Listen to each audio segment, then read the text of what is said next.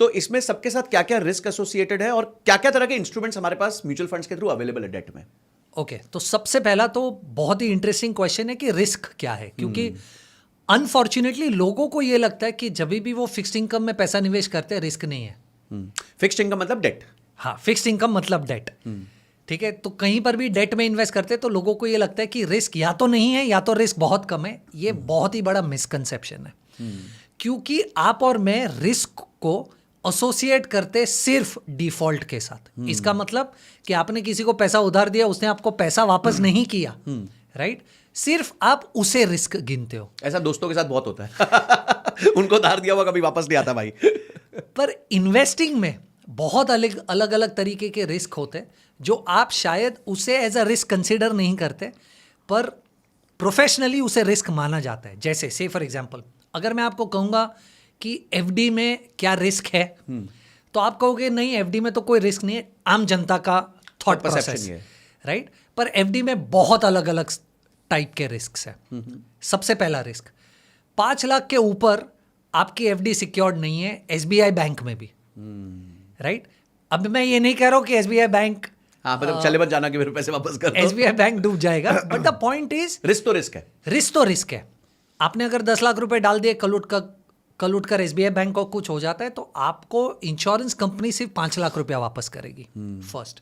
Second, तो इसे कहते हैं डिफॉल्ट रिस्क, कि आपका पैसा वापस नहीं आना। दूसरा रिस्क है री इन्वेस्टमेंट रिस्क। री इन्वेस्टमेंट रिस्क क्या होता है?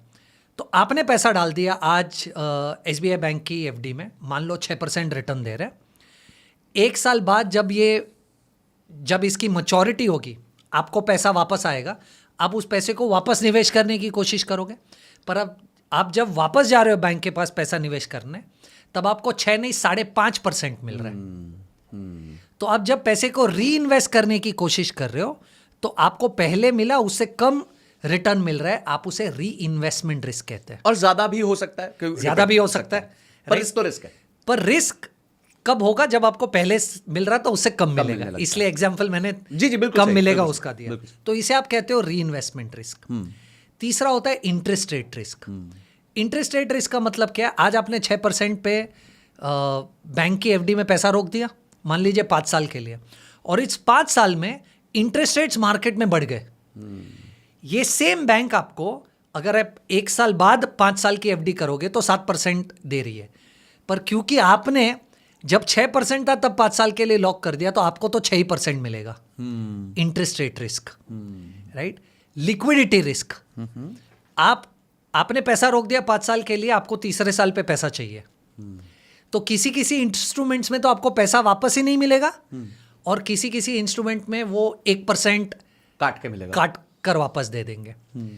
तो लिक्विडिटी तो मिल रही है, पर क्या सही प्राइस पे मिल रही है? द आंसर इज नो, क्योंकि वो पेनल्टी लगा रहे, लिक्विडिटी रिस्क।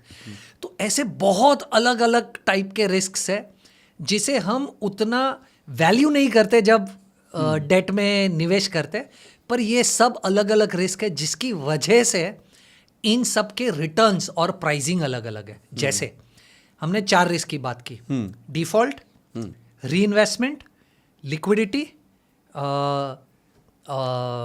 इंटरेस्ट रेट, और एक 5वां इसमें ऐड कर देता हूं जो है रियल रिटर्न। अच्छा, राइट, या इन्फ्लेशन रिस्क, जिसे आप कहते हो। तो मैं अगर 6% पे आज एसबीआई के बैंक एफडी में पैसा लगा रहा हूं और मैं 30% के टैक्स ब्रैकेट में हूं, तो मुझे तो 1.8% तो एज टैक्स भरना है। तो मुझे 4.2 मिला, मुझे तो हाथ में 4.2 मिला। क्या ये इन्फ्लेशन को बीट कर पा रहा है? नहीं। तो मुझे ऐसा लग रहा है साल के एंड में मेरे पास 6% का रिटर्न आया, राइट, पर मेरे पास एक्चुअली तो 4.2 ही आया टैक्स भरने के बाद, और मार्केट में अगर इन्फ्लेशन 6% है तो मुझे 1.8 का तो लॉस हो गया। तो ये 5 टाइप के रिस्क है। अब आप देखिए प्राइसिंग कैसे डिफर करती है।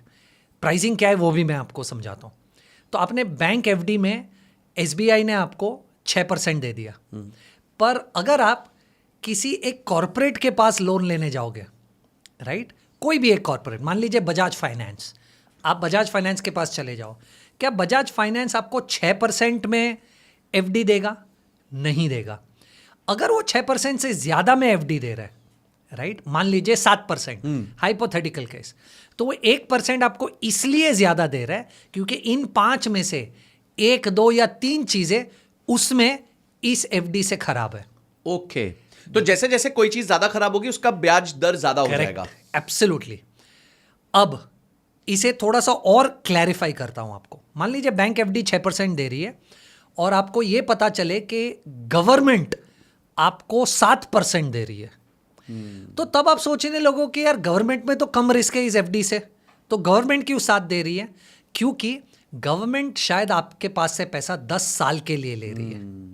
अब 10 साल में तो इंटरेस्ट रेट कितना ऊपर नीचे हो जाएगा आपको पता ही नहीं है, पर आज आप लॉक करने रेडी हो कि 10 साल के लिए मैं एक गारंटीड रिटर्न पे आज पैसा रोकने रेडी हो, तो आप 10 साल का इंटरेस्ट रेट रिस्क ले रहे हो। तो उस बात का आपको थोड़ा प्रीमियम मिल रहा है शुरू में। तो या तो